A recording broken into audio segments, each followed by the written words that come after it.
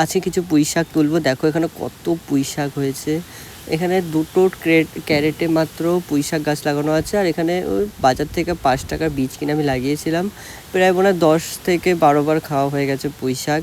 আর পুঁই শাক যেহেতু বাড়তেই থাকে আর কোনো রকমের পরিচর্যার একদমই দরকার নেই, পুরো একদম মানে কোনো রকম মাটিতে বসিয়ে দিলেও অনেক হয়ে যায়।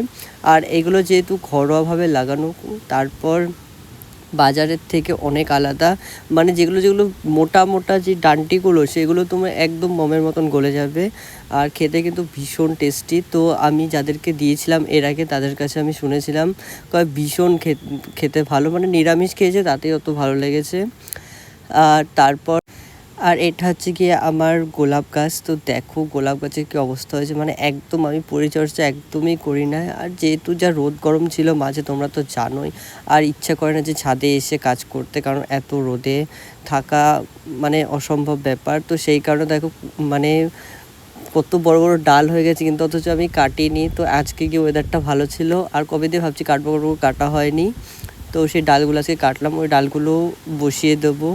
তো দেখা যাক হয় কি না। আর গোলাপ গাছের ফুলগুলো এত সুন্দর, তোমাদেরকে আমি আগের ভিডিওতে রয়েছে দেখতে পাবে, আমার পুরনো ভিডিওতে। আর এই জায়গায় দেখো কত আগাছা হয়েছে। আর দেখি দুটো লঙ্কা রয়েছে, এগুলো কিন্তু সেই আচার খাওয়ার লঙ্কা। তো দুটো পেরে নিলাম। আর এই ডালগুলো দেখো কেটে আমি বসিয়ে দিয়েছি, দেখা যাক হয় কি না। যদি হয়তো খুবই ভালো, এর আগে বসেছিলাম বাট হয়নি।